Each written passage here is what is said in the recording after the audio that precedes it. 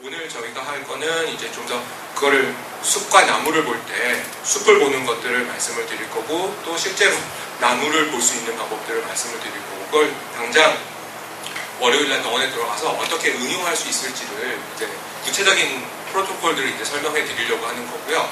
다만 그 구체적인 것들을 실행하기 위해서는 의사가 결국은 이거를 왜 하는지를 알아야 할 수 있는 거잖아요. 만약에 뭐 이렇게 그냥 세라피스트 뭐 그러면 테크니션 그러면 이제 뭐 의사가 오더내 주면 그대로 하면 되지만, 그 프라이머리 케어를 담당하는 사람 입장에서는 이거를 왜 이 사람한테 적용하고 이게 어떻게 해서 효과가 나타나는지를 이해를 하셔야 되는 거니까, 그런 부분들을 중점을 좀 맞춰서 오늘 설명을 해드릴 예정이고요.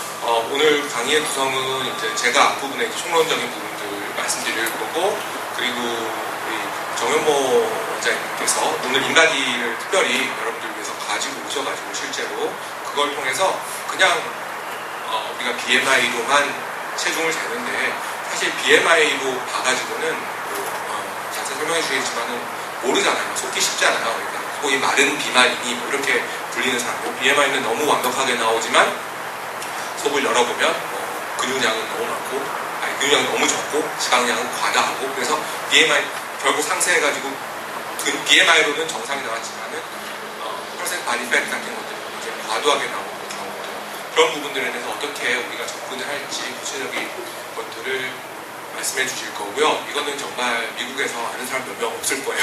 이따가 할 내용들은요. 왜냐하면 미국에서는 뭐 메디컬 클리닉이라 하더라도 저런 비싼 기계를 쓰지도 않고 저런 게 개념 없잖아요. 그냥 뭐 복싱하기 전에 나는 체중계 가지고 그냥 달고 끝나잖아요.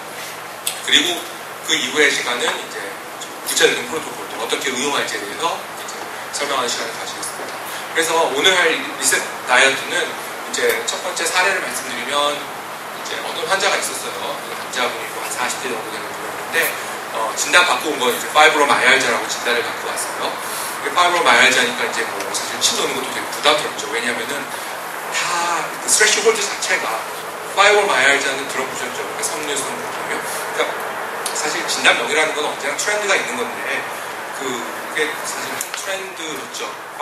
하다가 안 되면 그냥 파이브로마이알지아라고 진단하는 게 그랬는데, 그 파이브로마이알지아의 경우 저희가 볼 때는 이제 역치 자체가 많이 낮아져 있기 때문에 그냥 넘어가야 될 자극에 대해서도 굉장히 이게 앰플리파이가 돼가지고 강한 통증을 느끼는 거죠. 그래서 심지어 어떤 분들은 샤워를 못하기도 하죠. 샤워를 하면 물에만 맞아도 너무 아파서 할 수가 없고, 목을 이렇게 파킹하기 위해서 돌리려도 이게 스트레치 되는 느낌만 가지고도 너무 아파서 파킹도 못하고, 뭐 그렇게 해서 뭐 정말 온 병원이랑 병원 다 돌아다니시고 오신 환자분도 있었는데, 그런 분들 같은 경우에 이제 사실은 이런 리셋 프로그램을 적용하기에 가장 좋은 거죠. 왜냐하면 리셋이라는 게 말 그대로 여러 가지를 리셋을 하는 거예요. 그러니까 뭐 그런 부분 같은 경우에는 통증에 대한 스트레시홀드 자체를 리셋해서 다시 정상적인 범위로 올려주는 거고, 뭐 예를 들어서 뭐 GI 트랙 쪽에 문제가 있어서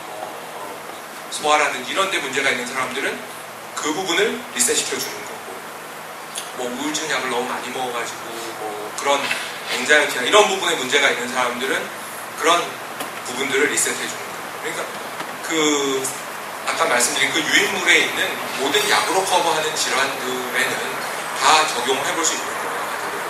그러니까 꼭 살을 빼기 위해서 이게 적용하는 게 아니라는 거예요. 살은 그걸 하다 보니까 저절로 빠지는 거지, 살을 빼는 게 목적이 아니고 실질적으로 이 사람의 모든 대사 시스템을, 대사 기전을 다시 정상으로 돌려요. 대사 기전만이 아니라